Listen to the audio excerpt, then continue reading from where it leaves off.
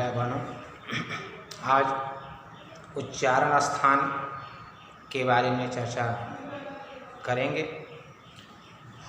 वर्णों का उच्चारण किस स्थान से होता है, इसके लिए पहला सूत्र है अपूर्व विसर्जनीय नाम कंठ। मतलब हुआ क वर्ग से मतलब क ख ग घ अंग ह और विसर्ग।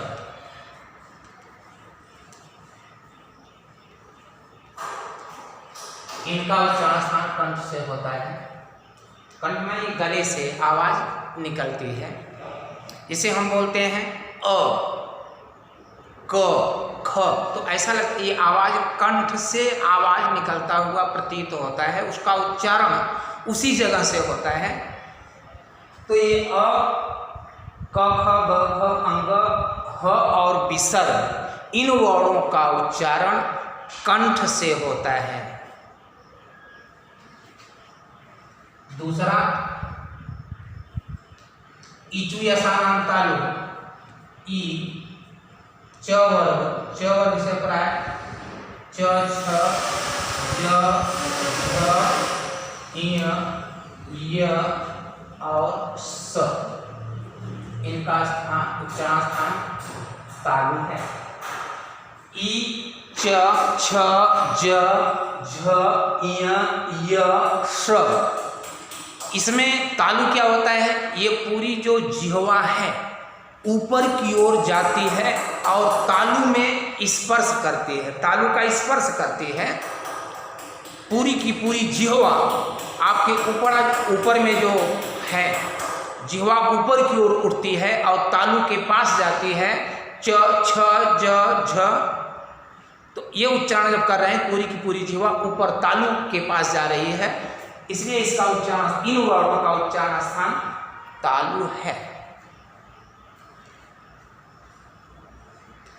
ऋतु रसायन मूर्धा,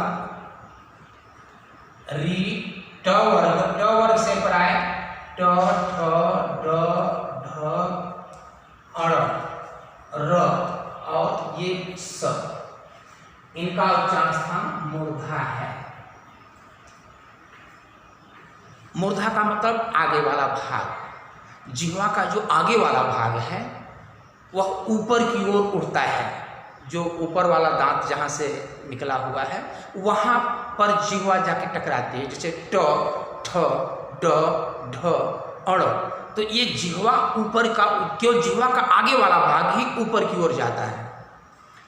तालु में क्या हो रहा था, पूरी की पूरी जिह्वा ऊपर जा रही थी, तालु के पास जा रही थी।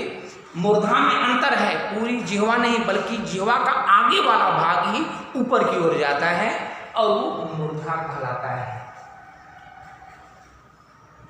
चौथा है लृ त वर्ग से प्राय त थ द ध न ल और स, इनका उच्चारण स्थान दंत है।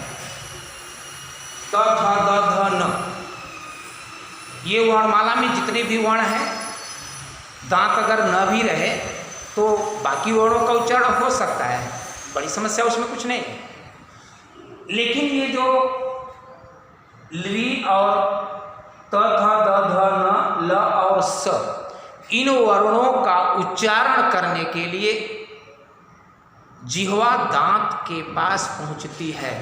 जिह्वा को दांत रोकता है, दांत के पास जाके जिह्वा स्पर्श करती है, उसी से टकराती है। अगर दांत न रहे तो जिह्वा बाहर हो जाएगी, दांत ही तो उसको रोकता है। तो इनका उच्चारण स्थान इसलिए दंत कहा जाता है। तीनों स में अंतर समझ लेंगे। ये वाला जो स है तालु है, स पूरी की पूरी जिह्वा तालु के पास जाना चाहिए सही उच्चारण के लिए। स तीनों स में अंतर है। ये इस स का उच्चारण जो तालव्य स है, जिह्वा तालु के पास जाना चाहिए। स दूसरा जो स है मूर्धन्य स, ये मूर्धा माने जीभ का आगे वाला भाग ही ऊपर की ओर जाना चाहिए, स। और तीसरा ऐसा है। और सामान्य इसका उच्चारण होता है, इसमें वायु का घर्षण बहुत तेज नहीं होता। दांत के पास जिह्वा जाना चाहिए, तो स दांत के पास जिह्वा होनी चाहिए। इस तरह तीनों स में अंतर है उच्चारण में। और पांचवा है उ, पवर। पवर का मतलब प फ ब भ म और उपधमानी।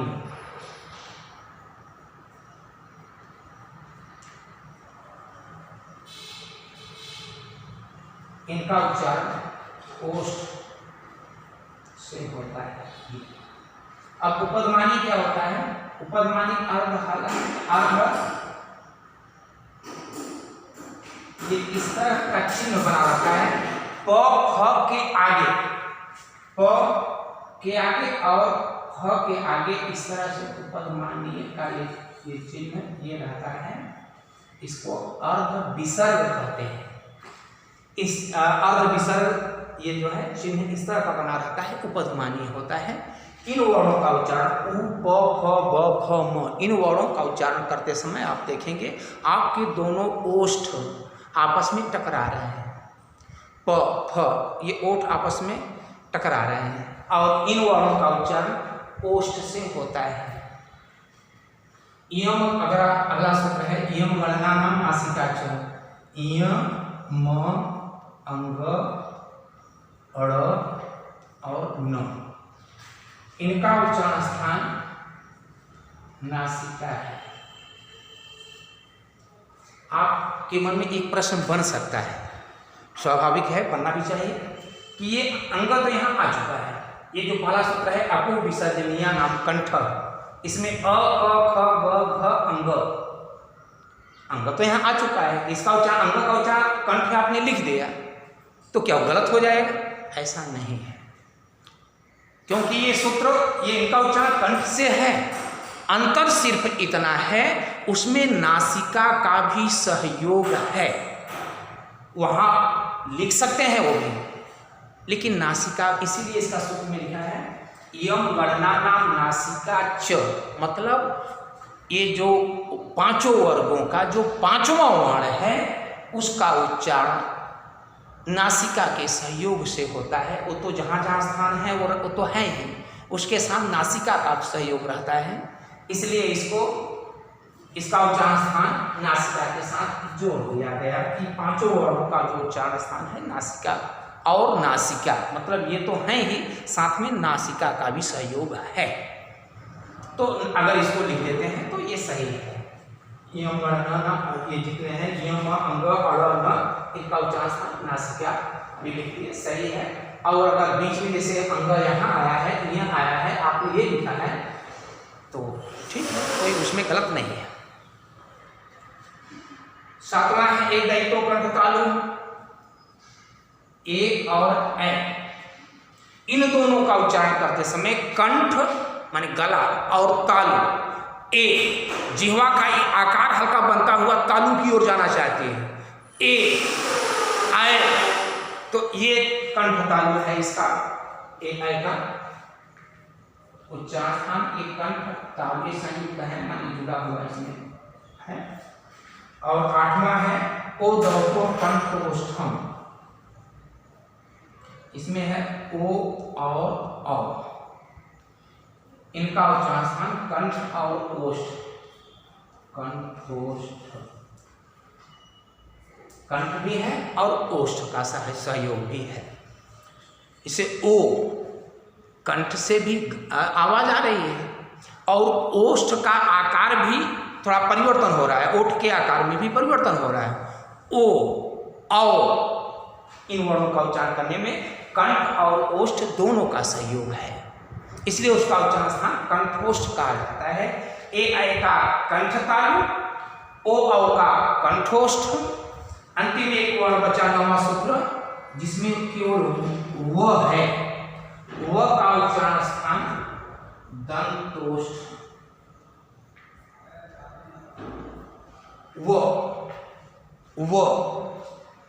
इसमें ओठ और दांत, जिह्वा दांत के पास पहुंचती है और साथ ही ओष्ठ का आकार भी हल्का बदलता है। इसलिए व का उच्चारण स्थान दंतोष्ठ कहा गया। तो ये सूत्र है, उच्चारण स्थान के लिए सूत्र है। ये वर्णों का नाम है, ये वर्ण है और ये उच्चारण स्थान है कि माने किन जगह से उच्चारण होता है। तो ये जितने भी वर्ण हैं, इन समस्त वर्णों का उच्चारण किस जगह से होता है, उनका स्थान क्या है, वो यहाँ पर इसका विवरण हमने दिया। प्रत्येक वर्ग में जो वर्ण है और उनका उच्चारण स्थान क्या है, कहाँ से होता है, ये सूत्रों से हमने स्पष्ट किया। ये सूत्र हैं और इन्हीं सूत्रों की व्याख्या यहाँ पर किया गया, उनका स्थान यहाँ पर लिखा गया। इस तरह से उच्चारण स्थान की बात आज पूर्ण हुई। इसके आगे कल हम आगे चर्चा करेंगे। धन्यवाद।